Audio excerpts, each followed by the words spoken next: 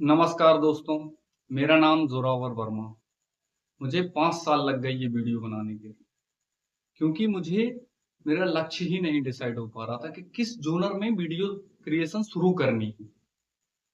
फिर एक दिन मुझे इंस्टाग्राम चलाते-चलाते कुछ 2-3 रीलें दिखी, उसके बाद समझ आया कि मुझे किस कॉन्सेप्ट पे काम करना है और किन लोगों की एजुकेशन में मदद करनी है।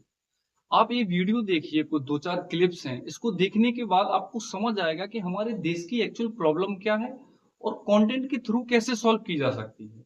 आप एक बार देखिए इसे। मीनाक्षी, कितना दिक्कत होता है जो भवन नहीं है, तुम पेड़ के नीचे पड़ते हो? बहुत दिक्कत होता है। क्या कहना चाहोगी सरकार से? बिल्डिंग बना दे, तकलीफ होता है बहुत। पढ़ने में बारिश होता है तो इधर उधर भागना पड़ता है, धूप भी लगता है तो भागना पड़ता है इधर उधर। तो बारिश होती है तो क्या करती हो? घर चली जाती है? हाँ। छूट जाती हो? फिर छूटता है तो आती हो? छूटता है तो आ जाते हैं, फिर पढ़ते हैं। ये सब भीग भी जाता है ना तो कहीं कहीं पे बैठते हैं। बिल्डिंग बना दे, स्कूल बना दे। कितना तकलीफ का बात है कि हमारी बिहार की बेटी अभी ऐसे चीज का मांग करे जो इनको मिलना चाहिए था बिना मांगे हुए। मेरा देश का नाम मालूम है आपको? नहीं।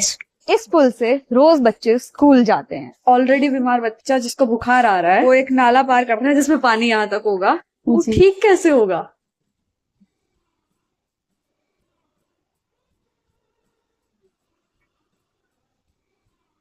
बीस दिन से यहाँ 50 लड़कियों को कोई लाइफ नहीं मिली है। नहीं मिला। तो शौचालय के नाम पर मजाक है। जब सूसू लगती है तब यहाँ नहीं जा पाते। जी नहीं, घर जाते हैं।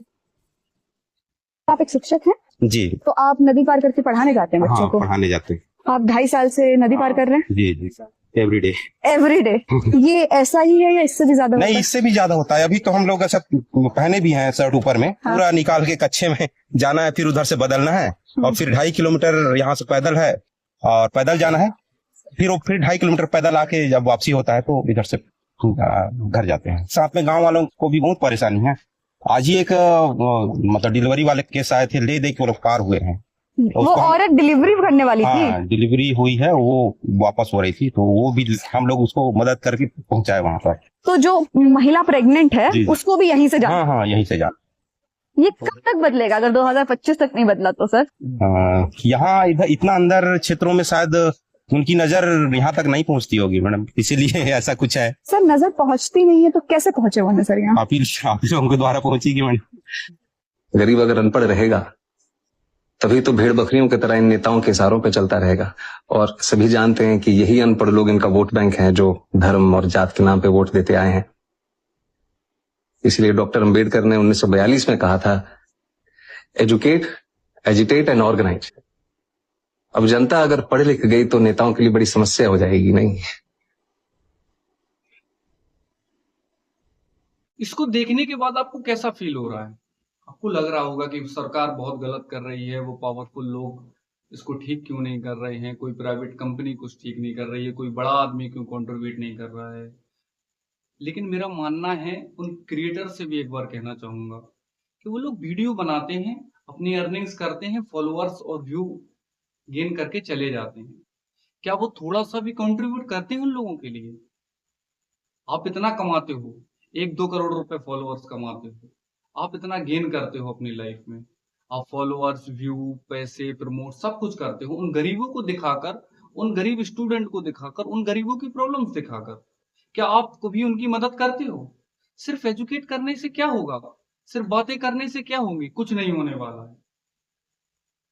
मैं आज एक प्रण लेता हूं आप लोगों के सामने कि मैं जितना भी अपने कंटेंट क्रिएशन से, सोशल मीडिया से कमाऊंगा, उसका 50% सिर्फ एजुकेशन में डोनेट करूंगा और रेस्ट ऑफ मनी है वो भी उस फील्ड में खर्च करूंगा जहां आपके बच्चों को नौकरियां मिल पाए। एक बार फिर से मैं दोहराना चाहूंगा, आपके एक फॉलो से, आपके एक लाइक से, आपके एक सब्सक्राइबर से आपका कुछ नहीं बिगड़ने वाला है, लेकिन आपके बच्चों की हो सकता है बहुत सारी मदद हो जाए। उन लोगों से मैं हाथ जोड़कर रिक्वेस्ट करना चाहूंगा कि जो लोग सिर्फ कंटेंट बनाकर गरीबों को दिखाकर व्यूज और फॉलो बटोरते हैं, उनसे मैं एक बार फिर से कहूंगा कि ऐसा मत करिए। अगर कर सकते हैं तो उसका थोड़ा सा कंट्रीब्यूशन उन लोगों को भी करिए जिन लोगों को दिखाकर आप पैसा कमा रहे हैं। मुझे मेरा खुद का एक छोटा सा बिजनेस है, मेरा खुद का एक बिजनेस है, bike auto parts bike service centre का, और भी मैं उसको गेन कर रहा हूँ, वो चल रहा है प्रोसेस में।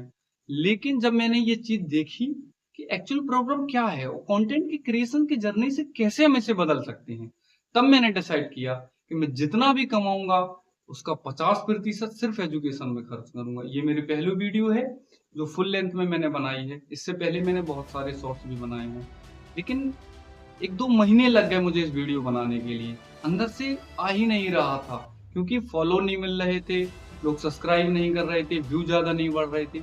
तो मुझे लगा कि मुझे अपनी बात आप लोगों तक पहुंचानी चाहिए, इसीलिए मैंने ये वीडियो बनाई है। अगर आप तक ये बात पहुंच चुकी है तो आप एक बार सब्सक्राइब करिए, क्योंकि जाने अनजाने में हम कई ऐसे लोगों को भी सब्सक्राइब या फॉलो कर देते हैं जिन लोगों को कोई वैल्यू नहीं दे रहे हैं हम। आप समझ सकते हैं मैं किन लोगों की बात करना चाहता हूँ। तो अगर आपको भी लगता है कि कंटेंट क्रिएशन से एजुकेशन में एक रेवोल्यूशन आ सकता है, तो आप सिर्फ एक बार मुझ पर भरोसा करके देखिए। अगर मैंने नहीं बदल दिया तो ये वीडियो की तारीख याद कर लीजिए आप, मुझे कितने भी साल लग जाए, मैं अगर जिंदा हूं तो ये क्रिएशन से कंप्लीट करके जाऊंगा। बस मैं आखिरी में इतना ही कहना चाहूंगा कि पढ़ेगा इंडिया तभी बढ़ेगा India. Thank you very much.